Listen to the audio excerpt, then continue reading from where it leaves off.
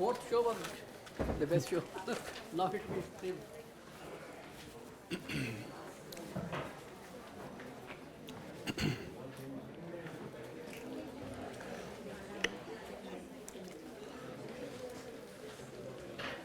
Ten 11. So I stop you at 11. 11:05. 11:05. Huh? 11, depending on how it's going. Everybody should switch off their mobiles. Not only one vibration mode. Okay, I have a request that all of you should switch off your mobiles and not just put it on vibrate mode because it interferes with the sound, please. Yeah, thank you. So good morning, everyone. I hope you had a good night. I actually have not spoken a word since last night I spoke to you because my voice is going. So I'm going to try and speak softer than normal. My normal pace is, very high. In fact, even the PM says, Arvind ji ke liye mic ki zarurat nahi padti hai. So let's start where we left off. All housekeeping matters sorted out? Yeah? And you've got your printouts for the next session as well? But the physical copies for the second session will be... I think they'll be distributed. Okay. So today we're going to finish this morning the session on fiscal policy. And as I said, one of the ways to make fiscal policy come alive is to teach students, whatever is of topical relevance.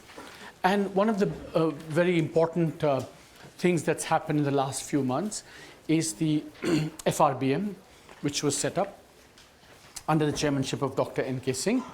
And as we said yesterday, two important lessons can be drawn.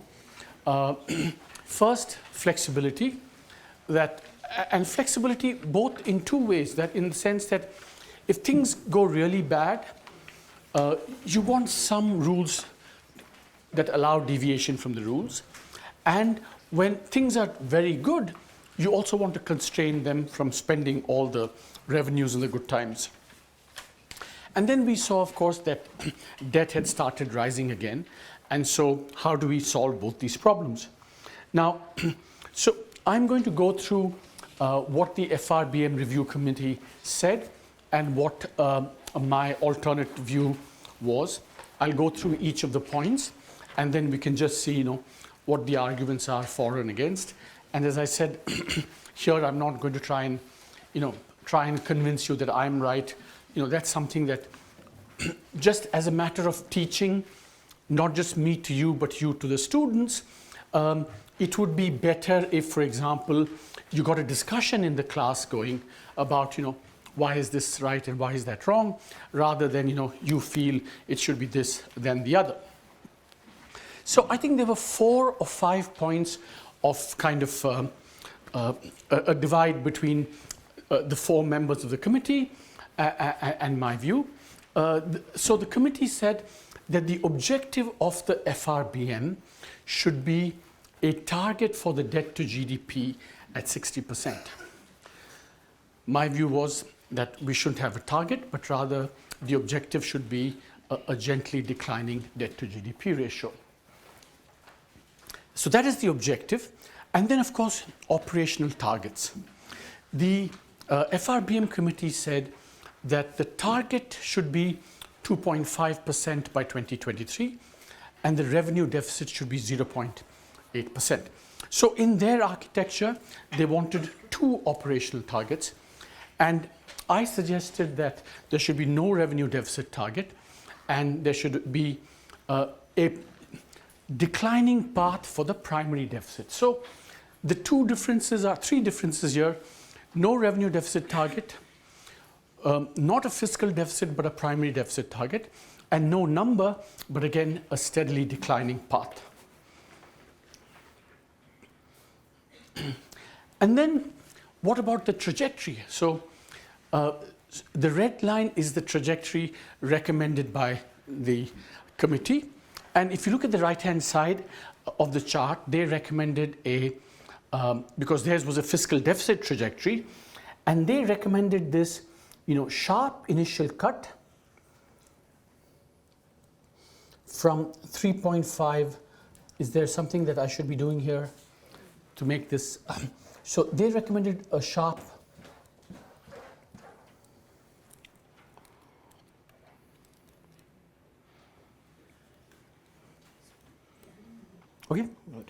Okay, sorry about that.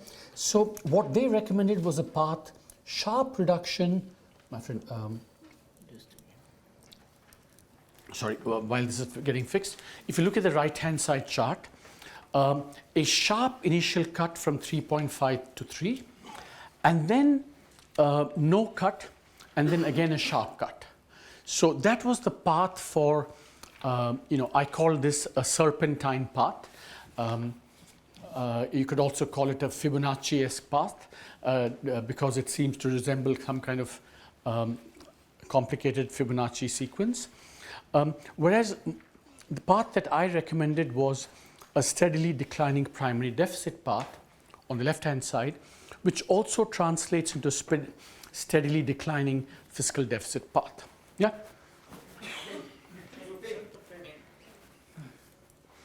The pen's not working, so. You're choosing option 1, you should do option 2. Yeah, You're doing the laser pointer. Now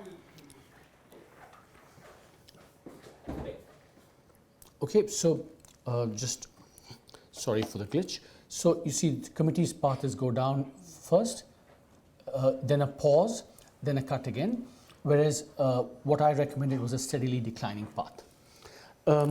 So there's a difference on the objective, a difference on what the operational target or targets should be, and also on the path for the fiscal consolidation. And then there's also a big difference on the escape clause. The committee said, and I'll explain this when I come to the chart, that the escape clause, which allows you to depart from the path that they recommended, could happen only when growth deviates 3% from the average of the last year. I thought that this was actually not very wise for reasons I'll explain. And then the last thing, both of us recommended an independent fiscal counsel. If you remember that one of the things we said was that, remember, the trick about rules, fiscal rules, is that the government proposes the rules, the government reserves the right to deviate from the rules. So one way of building checks and balances in the system is to have independent people saying, I agree with the projections, I don't agree with the projections, no, this can be triggered at this level, it shouldn't be triggered. So some kind of, a kind of referee that everyone agrees to in advance, which we can kind of respect later on. So this council can be an independent body. For example, in the United Kingdom, they have, what is the technical term for it, Ranjit? It's called they have what do they call the UK? The body that, well, I'll come. In the United States, for example, they have something called the Congressional Budget Office, which actually, in the UK. In the UK, it's called Office of Budget Responsibility. They do the growth projections, and they act like a referee to determine whether this whole architecture is being properly implemented or not. In the United States, they have something called a Congressional Budget Committee. Any tax or spending proposal proposed by the president is then analyzed by this independent body. It reports to Congress, and they are seen as extremely independent. And if they say, for example, this tax proposal actually is going to cost so much money, people take it very, very seriously, and that acts as a check on what the government can do. So both of us agreed that this was a good idea. Now, this is where I think when you get into this discussion in the classroom, it can be very, very interesting. So, as I said, the committee proposed 3 targets, and I proposed 1. And in my view, that the more complicated the architecture gets, the more diffused kind of accountability becomes. For example, in the current architecture, people, the people who follow it very closely know that there is a revenue deficit target, but over time, it kind of, people focus much more on the fiscal deficit target than on the revenue deficit target. Now, so I wanted a much simpler architecture, also because if you have multiple targets, there can be issues of internal inconsistency between targets. I'll give you one example later on. Yeah. So why 60%? And this comes back to a question asked yesterday. Remember, what is a sustainable debt target? The answer that the committee gave was several studies have shown that 60% is a prudent target and also ensures debt sustainability. They also said that ratings agencies are very important. They think that 60% is a good target for India, and therefore we should do that. What I argued was to say, look, debt levels are essentially arbitrary. That 60, 65, 70 are all numbers that don't have any real scientific basis. Moreover, we saw yesterday that India's highest growth happened when our debt was about 80-85%.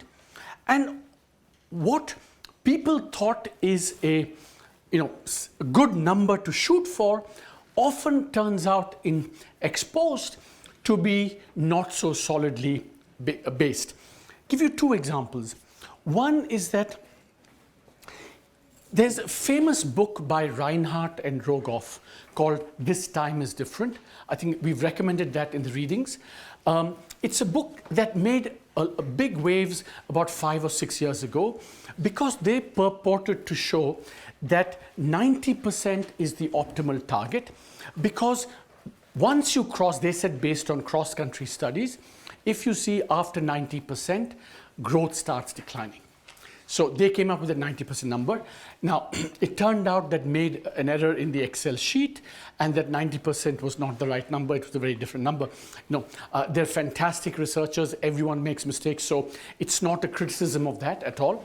But I think the other example is that in the European Union, they had or have even the 60% debt target. But after the crisis, basically, most countries have, apart from Germany, have deviated significantly from the 60% target in order to respond to the crisis. So essentially, these things are arbitrary, but they say studies show that 60% is a good number to shoot for. Now, the other, I think, key point here, which comes out from our discussion yesterday as well, remember that what is sustainable or unsustainable debt finally depends upon two things, I think. One, what is the track record you have?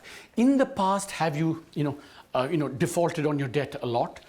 Because I think market, finally, as I said, it's the political willingness and ability of governments to honor their debt obligations that finally determines whether something debt is sustainable or not. So my view was therefore that don't get fixated on a number, as long as you can ensure that the debt trajectory is declining steadily. It's a signal that you're prudent. And moreover, it's all about the political willingness and ability. And my example of the gold yesterday showed you that, and this is investor perception as well, that we don't really need these, to be bound to any fixed number to show credibility about fiscal policy. But remember, I'm a little bit biased on this. Don't take my view. Certainly, in terms of teaching this, you should explore with the students both points of view. You should, for example, go and read the studies that are cited in the committee's view. Read them carefully. But I think this is where the debate gets in a classroom. It can get very interesting. Why 60? Why not 60? Etc. Etc. So this is one. The next view was that they wanted, this year the committee wanted to go to 3% from 3.5. And in a sense, their argument, which was not a bad argument at all, was, look, we had this 3% deficit target from FRBM 1, remember? How long are we going to say we will not meet it, we will not meet it, we will not meet it? Governments lose credibility by saying we'll do 3 and never doing 3. So they said, you must get to 3 finally to signal you're credible. And there's an interesting reason here I want to, so part of the reason why the committee said 3 was, remember, they wanted to go 3 here, also partly for political reasons.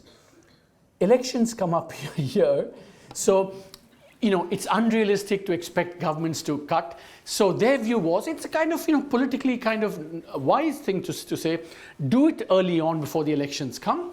For 2 years, elections will be there. You won't be able to cut, and then after the elections, you go back. So in a sense, it was as much about politics and remember, I'm not saying, again, these are things you should discuss. I'm not saying that you shouldn't have these political judgments when you do this, except that it seems like a very arbitrary path. You go to 3, pause for 2 years, and then you do that. But that was the logic that they advanced. Sir? Yeah, question, yeah. Is it against the political business cycle theory? Yeah, so it's consistent with political business cycle theory because they say when you get close to an election, you will not be able to consolidate, so do it well in advance. Now, my view was that 2 things. One, we shouldn't have discontinuous things. I think it should be smooth. Partly because my own view is that this government over the last 3 years has steadily reduced the deficit.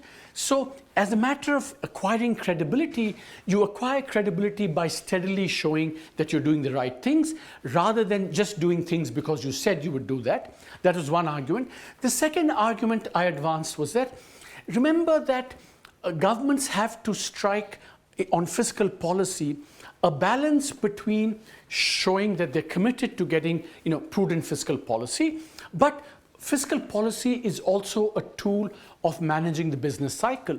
And remember, we're going to come to this later. One of the big challenges today, as you've seen, is that private investment is very weak.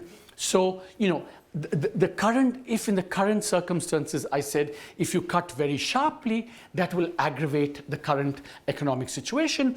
So to balance the 2, I said that let's have a steady path rather than a sharp decline this year. Of course, in the event, the government this time chose to go with a closer to my view than to the sharp view because the government chose a target of 3.2 rather than 3.0 for this year, and that's when. So that's how it panned out. So the first recommendation of the committee to go to 3 this year, the government chose to kind of go with an alternative view where you had a more gentle path of deficit consolidation.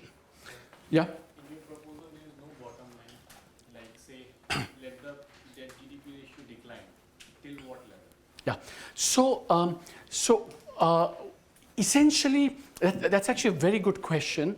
And if you read my report, what I say is that you basically reduce steadily the primary deficit until, and this is over a 4 or 5 year period, until you reach a kind of primary balance that's in balance. So the primary deficit becomes 0. So, and I'll explain to you why I recommended that in a second. Yeah.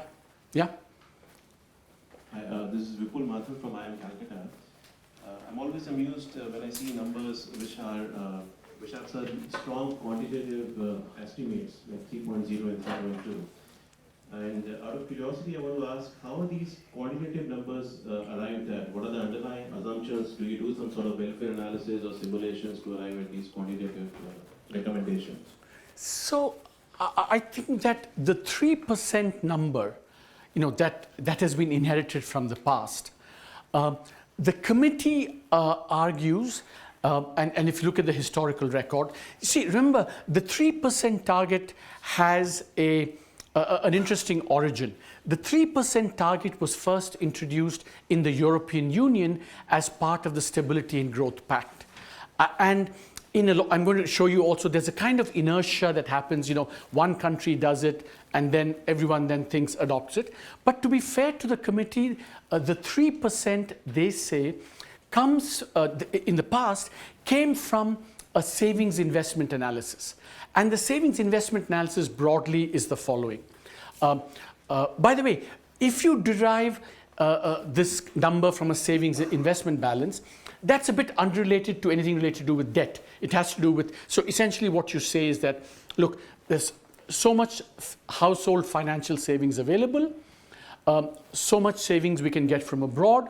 We think that private sector deserves so much for growth, and therefore the public sector should have. So broadly, that was the savings imbalance calculation that went into the original 3 and also to the 2.5% that the committee recommended. Now, in terms of the actual choice of 3.2 this year as opposed to, it's just a kind of heuristic rule of thumb saying, look, if you consolidate a lot, what will be the impact on GDP, and that you can use multipliers to do that.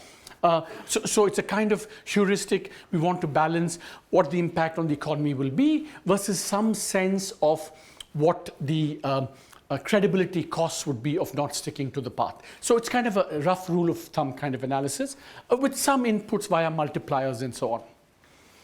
Yeah. Yesterday we were discussing about the sustainable level of the debt which can have. Yeah. And we discussed a particular formula that whether the current debt is sustainable or not, increase or decrease is sustainable or not. Today you are saying that we need to have consistently declining. That is bad, but the stagnation of the economy is all more bad.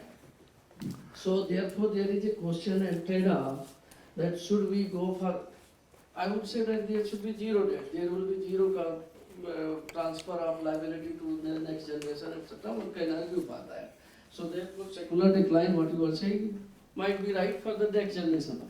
But then the question is that at what cost? Whether we should postpone the growth, and if it is a debt is sustainable, that is one way to finance the growth and development. Yeah, so again, I maybe I'm not making myself clear. When I recommended to go from 3.5 to 3.2 and not to 3, that was precisely why I said that you don't want to impose too much of a cost now, and that you want to balance the credibility costs of future generations versus the impact on. But again, it's not an argument between me and you. Remember this. It's a discussion. Yeah. Yeah. So in the classroom, you should certainly. I seek a clarification because I haven't gone through the report basically. Yeah. Did you sort of? Yeah. Did you sort of make a statement there that I propose the secular decline so as to incorporate the shocks, etc., arising from the global situation or from the domestic front, just as the monetary policy framework, revised monetary policy framework, it allows a band of 2 percentage points. For Yeah. the target. Yeah. So the question was about whether we recommended bans or not.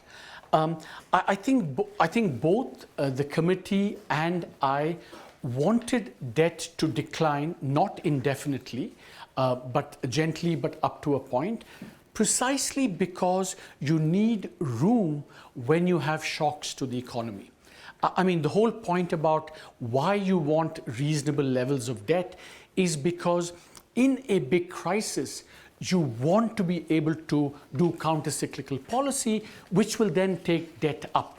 So you want to start from a slightly lower situation to lead up to a higher situation, which is still seen as sustainable, rather than start from 60 and maybe go to 80 if there's a crisis. So in fact, so the argument essentially for having relatively low levels of debt is not just an intertemporal argument for the, passing on liabilities, but also to have room for counter-cyclical policies. Because remember, after the global financial crisis, many countries increased their debt to GDP by 10, 15 percentage points of GDP. So you need that room, yeah. Question, please, a question. Here's a question. Yeah. There is Yeah. no argument on that. The question is little bit from the law perspective also. I am in favor of what you had mentioned, your view, I'm with that. But can a law have these type of statements that consistently we will go low, rather than a law is always having some set of rules. And your argument is not rule driven. And your argument is something, I remember a Greek saying that more detailed the rules are, more easier is to get around them. Yeah. So, but this is Good question. Good question. So the good question is that it's one thing to say, this is what ideal policy should be. How do you encapsulate that in law and legislation? Yeah. And I think that the committee's approach in that sense was easy to embody in law, because you have 3, 2.5, etc., etc. In what I'd recommended as well. There was some numbers. I said a steadily declining primary deficit path, and quantified that until you reach primary balance, which is that broadly primary balance. That means the primary deficit is 0. And then, and remember, and that was kind of my end point for this, but no more, because the deficit and debt consequences follow from that. Sir, GDP ratio. Sir, sorry, sir, but can law have these type of Yeah, statements? of course, yeah, absolutely, yeah. Sir, debt GDP ratio, normally is it investment driven or financing driven? How it has to be set with at the policy level? Financing, I think that both matter. I mean, after all, sustainable levels of debt do depend upon how easily they can be financed. For example, in fact, one of the calculations we make is that supposing you have a very high deficit, that means the government will have to borrow in the market, right? Now, if markets feel that that deficit is too high and that's going to increase the debt a lot, the costs of borrowing may go up, and that will in fact feed back into policy. So these are all, I think, ways, inputs that go into how governments think about debt and deficits. So let's move on. I think we've, of course, so here the committee wanted a revenue deficit because it said revenue and capital accounts is in our history of the budget making process in the Constitution of India. And also, we need to redress the problem of too much current spending, and therefore we need to do that. I said, of course, that it just complicates to have another target, but my argument was actually also that two conceptual arguments. If you take, for example, India is a country that everyone agrees underspends on social sectors, right? Yesterday the point was raised. Now, if you look at the budget, spending on teachers' wages is considered current spending. And therefore, it's not always obvious why, spending on a project that leads to very little return, why that is better than spending on teachers or on medical workers. So it's just, again, it's not a, all current spending is good or all capital spending, all current spending is good, or in their view, all investment spending is good. But I think there's a lot of context specificity to these choices. India may need to spend more on teachers and on health workers, and maybe less on infrastructure in some areas. So to tie, therefore, the country down to a revenue deficit target could be not appropriate to the circumstances. But there is also a conceptual point which actually originally was made in the discussions of the FRBM by this English journalist who writes for the Financial Times. When he provided inputs, he said, look, this comes to the intergenerational point. It's a very interesting point. We always think that, we should leave a better future for our children, and that's absolutely true. But what if future generations are going to be richer than current generations? Then it makes sense to improve the welfare of current generations, knowing that growth is going to increase and improve the welfare of future generations. Therefore, borrowing, because remember, one thing you should remember about a revenue deficit target is that conceptually the argument for a revenue deficit target is actually a zero revenue deficit, because then borrowing is only for investment, for capital expenditure. It's called the golden rule, and it has a lot of conceptual merit because basically it says you borrow, you do investment projects, so they'll kind of pay for themselves. But the argument that Martin Wolf advanced, which I found very appealing, is that in a rapidly growing economy, tomorrow will be people will be much richer than today. So the needs of current generations also are very important. Therefore, you could borrow for consumption as well. I'm going to go along. I'm not going to. So this was an argument, and we've been through this before. And here's, I think, a very, very big distinction and a difference between the committee and me. Remember, the committee said that. So take an example. Suppose the economy is growing at 6%, and supposing it goes to 9%. The committee said if 6 goes to 9, governments can spend all the increase in revenue because the fiscal deficit target can remain where it is. For me, that was precisely what went wrong in the growth boom that we had. If you remember, when the growth boom happened, expenditures went up permanent. So you create permanent entitlements so that even after the growth boom comes back or the growth boom collapses, you've created expenditures for the future, which I think can be very difficult to finance. On the other hand, they also said if 6 goes to 3% and the economy then goes into thing, you still have to stick to your fiscal deficit target of 2.5.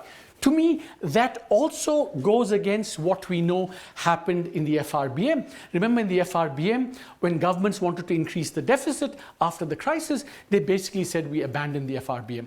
So a rule of the sort which says growth has to be 3% before you can do anything, I call that steroidally pro-cyclical. Pro-cyclical because when growth booms, expenditure also booms, and so it aggravates the cycle. Growth comes down, you have to tighten because you're not given any room for maneuver, so the downturn also gets aggravated. So that's the sense in which I felt it was pro-cyclical, and it fails to address at least the main lesson from India's recent experience. Now, so this is where I want to stop. So I think I've given you hopefully a fair assessment of both the arguments. And I think certainly over the next 2-3 years in your classrooms, I think this will be a terrific, I think, way of bringing out all the issues related to macroeconomic fiscal policy by using the FRBM and the two views as you could, in class you can say let's have 2 sections, one section the N.K. Singh, one section Arvind Subramanian, and then let them go at each other and have a kind of good debate on this. So that could be a very nice way of organizing 1 or 2 sessions, and then of course each of them would have to read. Each part would have to read both what I said and what the committee said, and then get into the literature to some extent and do that. So I think this would be, to me, a very, very interesting way of teaching fiscal policy to students. So I'm going to move on to, because we're running short of time, because question, yeah, one question. And it is related to that your difference between current and capital expenditure, where you said that all the current expenditure will not be bad, all the capital expenditure also not be very good. But the problem is that the kind of example you have taken, that is fair and acceptable. But the problem is this, if you do not distinguish current expenditure of the government, like for example, sixth pay commission where the salary of the government staff increased by 35% or 40%, and then it becomes problematic. Expending on the education health, it is justified, whether it is current or capital account, etc. Yeah. But when we say that the current expenditure should be reduced, what it means basically, the government running costs should be reduced. Okay, point well taken. So let's move on. I think that. Oh yeah, question. Yeah. I was thinking that is it fair to have a discussion on debt to GDP ratio, especially of states for India right now, when we are bringing in GST, where clearly we are taking away the power of the states to set their own revenue, and therefore binding them in a way.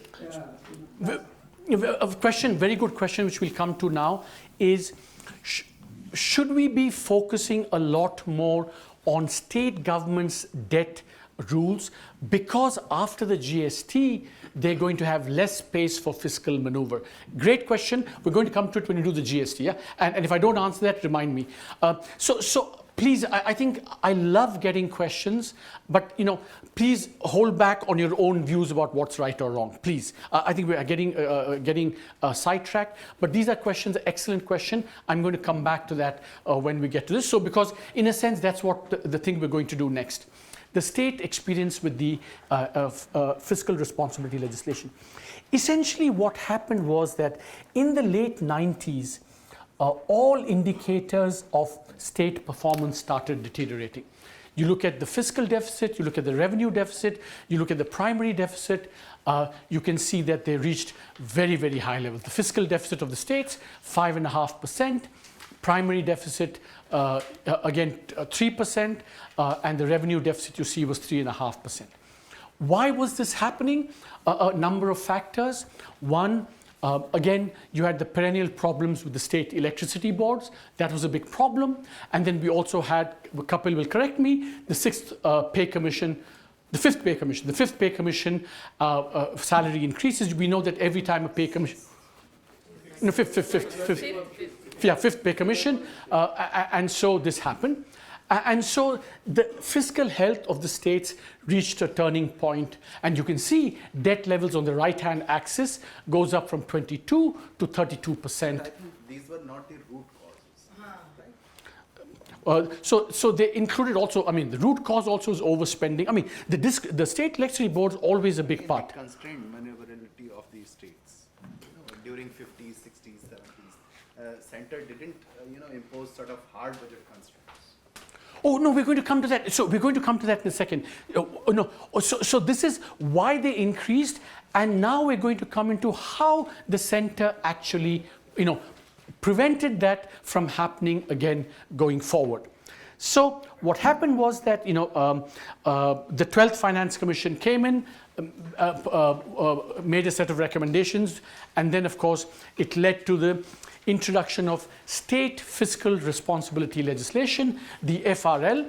They were modeled on the Center's Fiscal Responsibility Act, and essentially they set hard targets both for state governments' fiscal and revenue deficits. Essentially they said, like the center, state fiscal deficits could not exceed 3%, and the revenue deficit would have to be eliminated over time. Now, and now comes to the point that you just raised, that why did this, why was this possible? Why was it possible? And essentially, the center had carrots and sticks. The carrot it had was that the center provided debts restructuring. It said to all those states that adopt this and put this into their state legislations, we will give you, we'll write down your debt and take over your debt and restructure them. And they also had sticks. And this is the point that you raised. The key stick that they had was, a kind of constitutional power to oversee states' borrowing. And the power is the following specifically. If the center, states are borrowing from the center, then the center has the ability to say, you cannot borrow in the market until I give you permission. Kapil, have I put that right? Yeah, that is constitutionally. Yeah, constitutionally. So both carrots and sticks, and then what happened was successive, you see, this chart tells you Kerala was the first to adopt it in 2003. Then Uttar Pradesh, Punjab, Kerala, Tamil Nadu, then Gujarat, a whole bunch. But the bulk of it happened in 2005, 2006. And you can see the chart. Now, did it work? So this is a chart. I think what we do here is we show all these aggregates 10 years before the FRL and 10 years after the FRL. Essentially, and again, remember in the classroom, what you could do is that say, no, I don't want to do 10 years before and 10 years after. I do 5 years before, 5 years after. So these are all things that you can do in your classroom to get students to actually delve into the numbers and get familiar with the numbers. Essentially, the fiscal deficit came down by about 2 percentage points, 1.8. Revenue deficit came down, but notice that the primary deficit came down by much less. Essentially because so that's what happened to the deficits. And then we also show what factors might have been responsible for this improvement in the deficit. This actually comes from this year's economic survey. We have a whole chapter. I would encourage you to read that and use this. We do a lot of these kind of simple before-after calculations. Essentially what happens is that, and let me, there were actually 5 explanations for why this improvement happened. One, at the same time, almost at the same time, state VATs were implemented and growth took off in this period. So a combination of that increased own tax revenue of the states. Second, central transfers at this time also went up because of the 12th Finance Commission. Interest payments came down because the center rescheduled the debts of the government. And so the states' contribution, one very important point also, this was the time that the center was implementing the centrally sponsored schemes, the CSS. And so the expenditures that the states would normally have had to do on their own, the center financed a greater portion of that so that states had to spend less on their own. And so the contribution, so one way, and let me tell you the numbers. Now let's look at the numbers that happened here. Okay, so look at the absolute value. Essentially that before the fiscal deficit was 4.1 on average, it came down to 2.4 after the FRL. Debt came down from 27 to 24, and the primary deficit actually came down by much less because interest payments declined by quite a bit. Now, essentially what happened was that most of the states for about 5, 6, 7, 8, 9, 10 years afterwards have stayed below 3% of GDP, and the average was something like 2.5% of GDP for a long time. So essentially the way I would summarize what happened was that a number of factors helped the states to reduce their deficits, improve their fiscal position, and their contribution in a sense was not to cut a lot because they didn't have to. Their contribution really was that they didn't splurge as much as they might otherwise have because they stayed well below the 3% target. So that's the way I think about how the states. Just one last point, and I'll come to you in a sec. Just a second. Is that so what we do in the survey, which is something that you may want to do, is to do some simple regression analysis to see whether in fact the FRL legislation was responsible for this, or to what extent the FRL legislation per se was responsible, as opposed to all these other factors that were beyond the control of state governments. Because that's what you want to see when you analyze that. But broadly, it turns out that there was an improvement in performance. but for a number of reasons not necessarily related. But again, I think the FRL, by placing this 3%, did induce some discipline and prevented states from splurging what they might otherwise have done. Question, please. Just a clarification, the denominator in all this case is SDP. Yeah, net state domestic product, yeah, absolutely. Now, so this is what we do in this chapter, and I'm going to come, okay, so, but here's where we are today. Here's where we are today.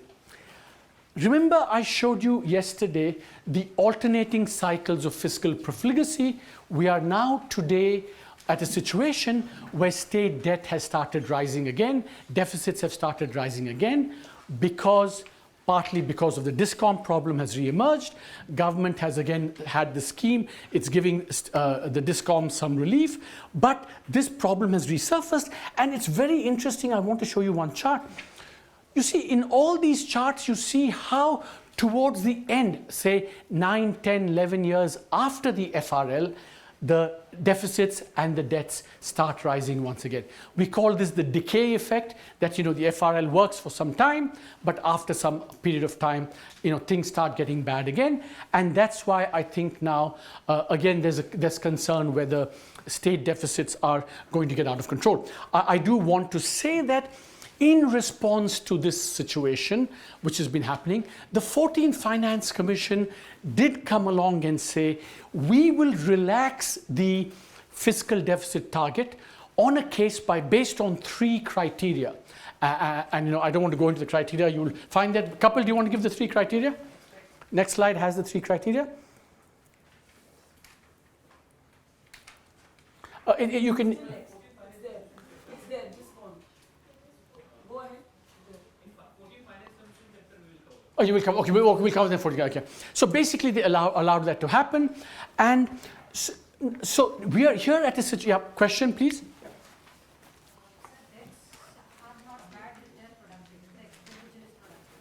So how does the government look at this whole issue, and what does the expenditure say? What the literature says on this, and what are various views on this? Yeah. Productivity of expenditure or debt. Yeah, that's a very good and a very broad question, because remember, it relates in a sense to the entire quality of spending of government. Let's defer that question when we talk about the social sector and state capacity when we come to that. So one way to do that would be that, and there's been talk of this recently, is that you move to outcome-based expenditure management rather than input-based. But I'll tell you what the complications in that are. In an ideal situation, what you want to know is not how much money you put in, but what comes out of that. And it turns out that in India, that value for money is quite low. But that's a very good question, because if that is true, what the question that you asked, then maybe one should have a much more conservative view about spending and debts than would otherwise be implied. So that's a terrific question. One question. Yeah, please. I was just asking, asset creation is not calculated by the government spending. Is there because ultimately spending is considered to be the social welfare or whatever the thing is. If it is taken, asset creation is incorporated into budget, what is the thinking on that? You see, this is something that Planning Commission and others have struggled with for a long time. Because remember the earlier discussion that we had is that you want to make a distinction not necessarily between current and capital, but you may want to do it between development spending and non-development spending, right? So development spending, please switch off your phones. I mean, so you want to make a distinction between development and non-development spending. But I think you are raising one step further. Essentially, what you're saying is that you should do some kind of public sector asset balance sheet approach to this whole business, where you say you spend, what assets are you creating? Could be development assets. I mean, very few countries actually do that, but I think if you could do that in principle, it would be. But because remember that the same problem arises if you say you say you built a school, right? Is it an asset? Because when I show you learning outcomes, you will see that there's very little value for money. So it becomes very tricky. Conceptually, you can do this, but making it practical is actually very difficult. It will reduce the complication of quality of expenditure. Yeah. Now, last point I want before we take a break. So what is happening now is, what do we do about the states? I think there's more and more talk that we need to have more market-based discipline on the states as well. Because remember, this is the states' outstanding loads from the center. Once, and this is the state-wise distribution, once that goes to zero, the center will have no control over the market borrowings of the state. So then the question is, how do we induce markets to discipline states? And how does that happen? Basically, that happens in a very simple way. If states are doing, reckless fiscal policy, then the cost of their borrowing will shoot up. That's how you induce discipline in this. The problem in India is the following. The market for state debt is thin, and this chart shows what is the spread that is charged on state government borrowing over central government borrowing. Because remember, central government borrowing is considered to be almost riskless, because you know that the Indian state honors its obligation, so there's no big risk. So for the states, it is the amount above that will determine how risky a state is considered to be. Now here, there are two problems, two issues. One, what you find in the pattern is that you would think that the average level of the spread for the state debt will be higher than the center, one, and second, that spread will vary state by state, i.e., if markets are working well, if a state has a higher deficit, it should pay a higher borrowing cost, lower does. But it turns out in the data, if you look at the data, there's no pattern. There is absolutely no pattern. And part of the reason, I think, is the following.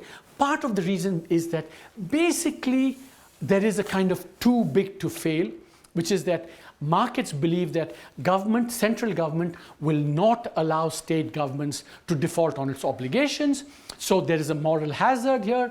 And so markets know this in advance. So they say, Uttar Pradesh debt, Maharashtra debt, Gujarat debt is all the same, because finally we know that if they want to do a loan waiver, something might happen. If they don't want to do a loan waiver, same thing might happen. So really now, the challenge going forward for the state managing state finances is, in fact, how do you introduce more market-based discipline? And as I said earlier, this is becoming so important. In 2000, center 85% of market borrowing, states 15%. Today and soon, it's going to be almost 50-50. So a bulk of the market borrowing is going to be done by the states, where the incentives are not quite right because of this implicit too big to fail guarantee that markets think exists on behalf of the states by the center. So at this point, I'm going to stop to give my throat a rest. I'll take a couple of questions. Yeah, please. It does not include NSSF. No, it doesn't include NSSF. Very good point. Yeah. Question. So the first question was, do the market borrowings include the NSSF? They don't. Within the CSS, there were so many conditionalities attached. So many times the state governments were not willing to spend. And also the interest rates and the interest payments to the centers. Yeah, so but the net effect was that states, on average, there may have been variations across states, had to spend less than they would otherwise have had to do. Now, caveat to what I just said, maybe states would not have chosen, in the absence of CSS, to pursue those, and maybe would not have wanted to spend in any case. That counterfactual we don't know. So we're going to take a break now. Yeah, you haven't asked the question. One question which was struggling to mind from yesterday onwards, that is it important to have the quality spending or quantitative spending? That's one thing. Yeah. So the question is, should we worry about the quality or the quantity? And that relates to the same question that's been asked. Both matter. Both quantity matters, quality matters. But it is very, very difficult, given everything, to really assess quality of spending. And we'll see this in some of the charts we do later. The same thing what he's talking about. So, I mean, is there any thinking going on your part just to see that maybe even though measurement of quality is not something that we are able to do right now, but we're beginning in terms of beneficiaries, some index, yeah. There is analysis. Absolutely. Niti Aayog is doing a lot of work on this. For example, to give you one example, they are doing rankings of states on learning outcomes. So for example, we're going to do this. Pratham, for example, actually measures learning outcomes in the different states. Then let's see, we rank the states based on learning outcomes, which is an output, not an input. Okay, let's take a break, and let's come back, come back and ask questions. We'll come back. It's 11:06, 11:25, so that we can go until 12:30. We have to do the GST.